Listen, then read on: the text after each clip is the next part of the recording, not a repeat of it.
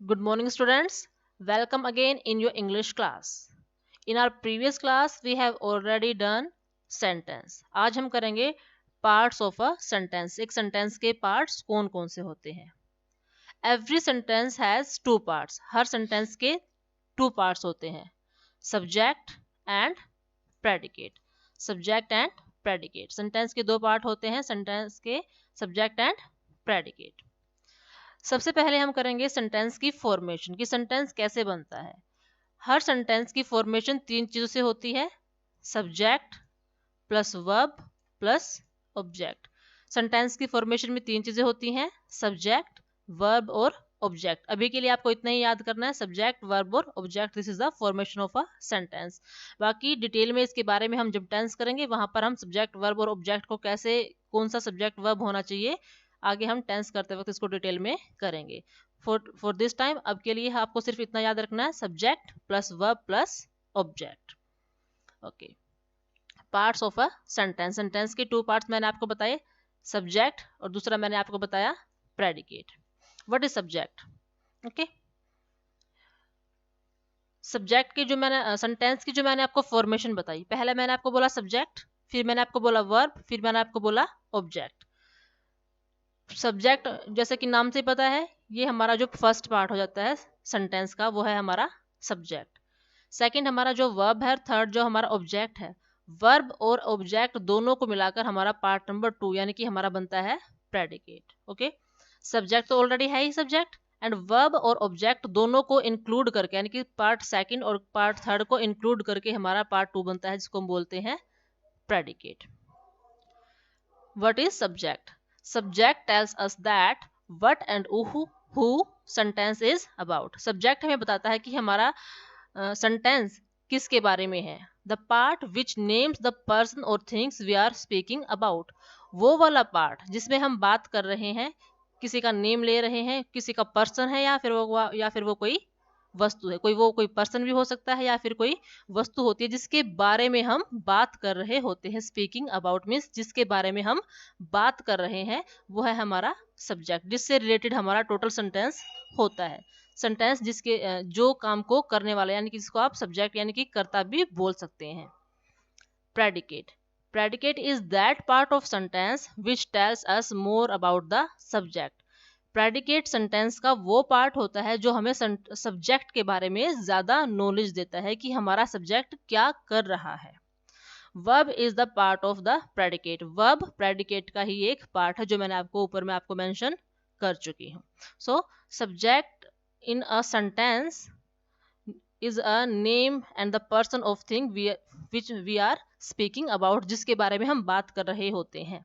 And predicate वो part है जो हमें सब्जेक्ट के बारे में ज़्यादा बताता है कि हमारा सब्जेक्ट क्या कर रहा है या फिर हमारा सब्जेक्ट कौन है, उसके बारे में प्रेडिकेट क्या बताता है कि वो हमारा सब्जेक्ट क्या काम को, किस काम को कर रहा है, क्या एक्टिविटी चल रही है। Let's move to the example. अब हम इसको कुछ एग्जाम्पल की हेल्प से समझने की कोशिश करते हैं। Ravi reads a book. Ravi पुस्तक पढ़ता है। पुस्तक को कौन पढ़ता है?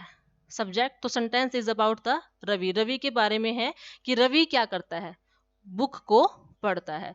Read is a verb and a book is a object. तो वर्ब और ऑब्जेक्ट मिलके हमारा बन गया प्रेडिकेट। और सब्जेक्ट क्या है? रवि। Why Ravi subject? क्योंकि सेंटेंस किसके बारे में है? What is the sentence is about? Sentence किसके बारे में है? रवि के बारे में है, तो रवि हमारा क्या है? सब्जेक्ट है। Let's take some second example. The sun rises in the east. यहाँ हम किसके बारे में बात कर रहे हैं? Sun. That sun rises in the east.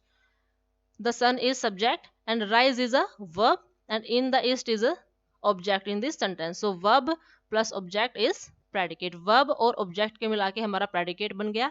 और जिसके बारे में हम बात कर रहे हैं, हम किसके बारे में बात कर रहे हैं? सेंटेंस किससे रिलेटेड है? सन से रिलेटेड है, so sun is the subject. Third example, she is shouting. Shouting कौन कर रहा है? शी। तो हम किसके बारे में बात कर रहे हैं? शी। कोई भी, वो एक फीमेल हो सकती है, गर्ल कोई भी हो सकती है, हम शी के बारे में बात कर रहे हैं, तो she is the subject and is a helping verb. Is a verb and shouting is object. So verb plus object means predicate. I think subject and predicate is clear to you.